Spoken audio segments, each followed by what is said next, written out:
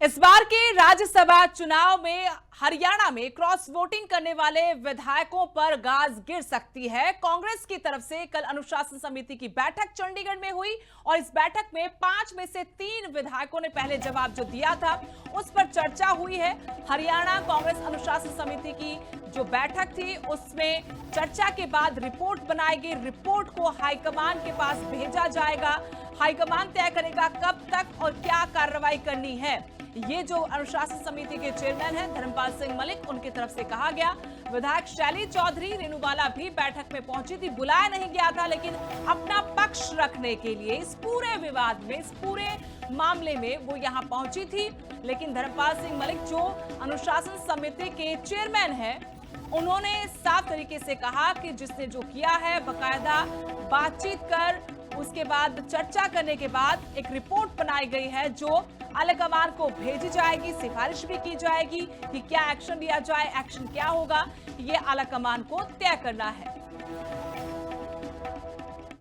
ये देखिए, अनुशासन समिति की बैठक हुई, सभी 5 मेंबर उसमें हाजिर हुए और 2 जो महिला मेंबर थी, विधायिका थी, वो पर्सनली उन्होंने आज सुबह रिक्वेस्ट डाली कि हमें पर्सनली सुना जाए।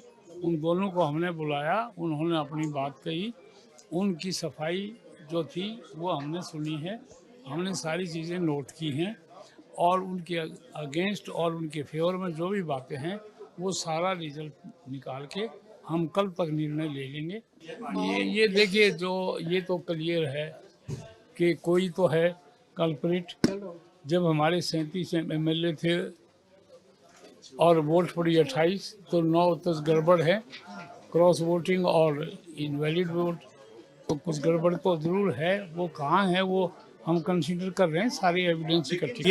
ये भी हम हाईकमांड को लिख देंगे कि they have not replied, it means they have admitted the allegation. देखिए, हमने तो यही अपना पक्ष रखा है कि हमने उस दिन 16 तारीख को अपना कांग्रेस पार्टी को अपना वोट दिया, सपोर्ट किया और हमारे जो प्रभारी जी थे उनको हमने अपना वोट दिखा के कांग्रेस पार्टी। वो बता रहे थे जो भी उन्होंने सो कॉल्ड नोटिस दिया उसका भी हमने जवाब दिया, तो जो भी करें पार्टी का आदेश। अपना पक्ष रख दिया, जो हमने वोट दिए बोल दिया, जो उन्होंने पूछा हमने जवाब दिया। जो पहले रख चुके हैं, जो कह चुके हैं कि हमने वोट दिए, वही उनके सामने रख दिया।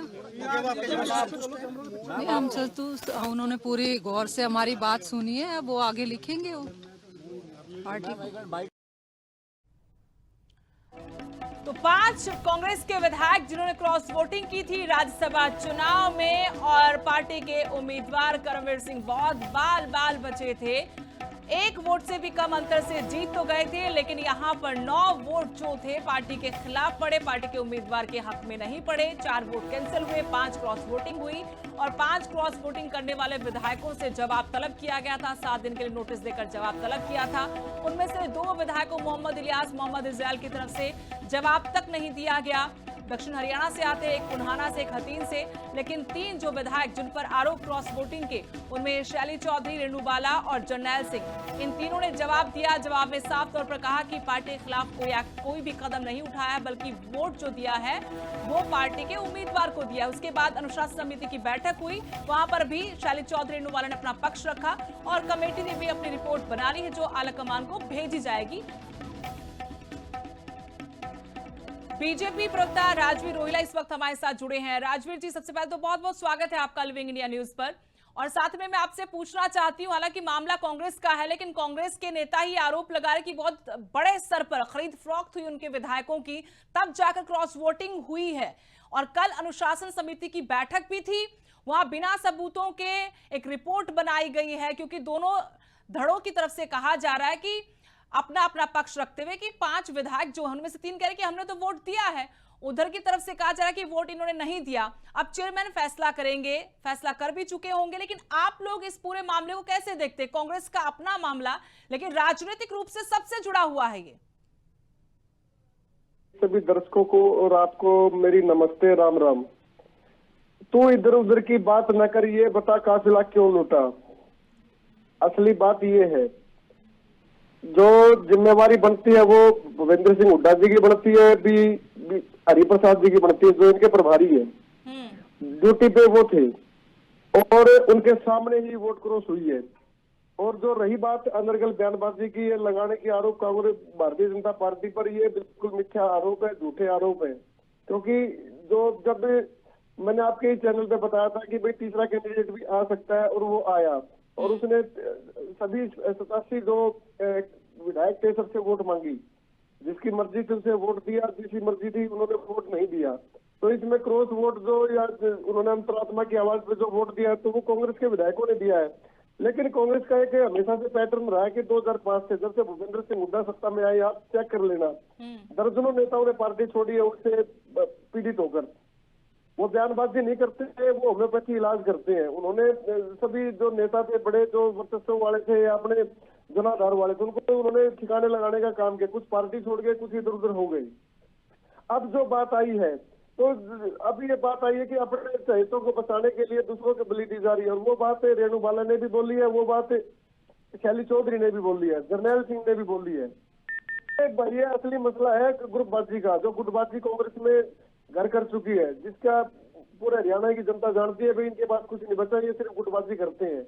और उसके कारण ही ये चीजें इनके पास हुई है। उड़ीसा में ये लोग जब राजवीर जी, हमारे साथ सतपाल रोड भी जुड़ गए हैं, कांग्रेस प्रवक्ता सतपाल रोड जी। आपने सुना होगा राजवीर जी को, वो कह रहे हैं कि भाई 2005 से पैटर्न सेट हो गया, जब से भूपेंद्र सिंह हुड्डा पावर में आए हैं, कुछ नेता छोड़कर चले गए हैं और ये होम्योपैथी इलाज करते हैं, यानी धीरे धीरे दूसरे धड़ों को खत्म करते हैं, एक तरह से ये कहना चाहते हैं। जो कल हुआ अनुशासन समिति की बैठक तो हो गई, लेकिन उसमें भी लगा कि लीपापोती हो रही है। आपके विधायक कह रहे कि भाई हमने तो अपने पार्टी के उम्मीदवार को वोट दिया, वहां से भूपेंद्र सिंह हुड्डा, वीके हरिप्रसाद कहते कि नहीं दिया। अब कैसे साबित होगा कि दिया कि नहीं दिया? किसकी बात मानी जाएगी?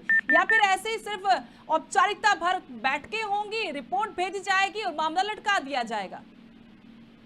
देखिए मैडम, सबसे पहले मैं आपको चैनल को और आपको नमस्कार करता हूँ। देखिए बीजेपी वाले है ना, बड़े झूठी पार्टी है, ये लोगों को बरगलाते हैं और ध्यान भटकाते हैं। हमारी पार्टी का मैटर है, जिन विधायकों ने गद्दारी की है उन गद्दारों को सजा दी जाएगी। देखा हो आपने, दिल्ली में मीटिंग थी, चौधरी भूपेंद्र सिंह हुड्डा ने और प्रभारी जी ने, राव नरेंद्र सिंह ने इनकी एंट्री बंद कर दी, क्योंकि ये गद्दार है। गद्दारों को हम सबक सिखाएंगे।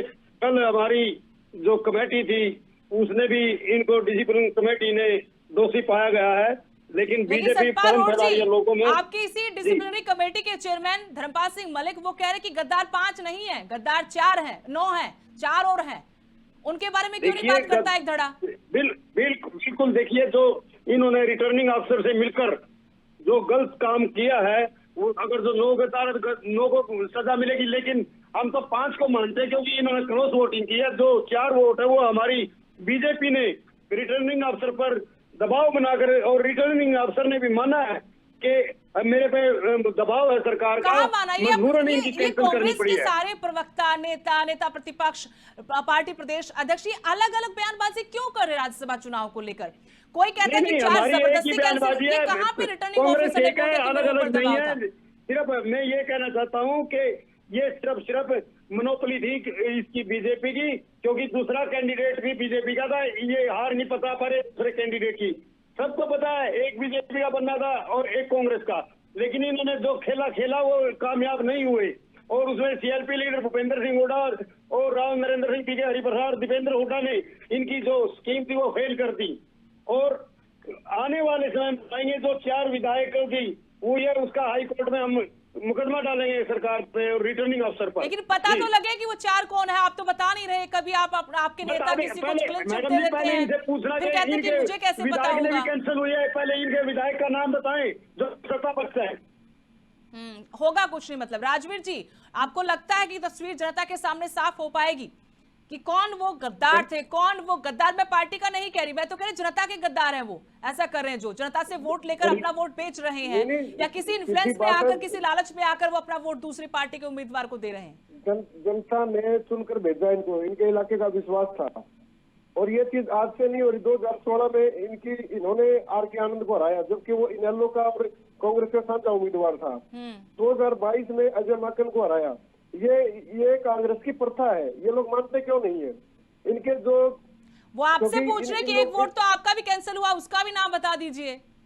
नहीं, हमारा वोट कैंसिल हुआ है, वो हम मना थोड़ा ना कर रहे हैं हम लोग, हमें क्या दिक्कत है इसमें मना करने में? इनका नाम पूछिए, कौन है वो? नाम आपका पूछ गद्दार रहे हैं, जी है, सतपाल आपका रोड जी कह रहे हैं, नाम गद्दार पूछिए कौन बताइए। है?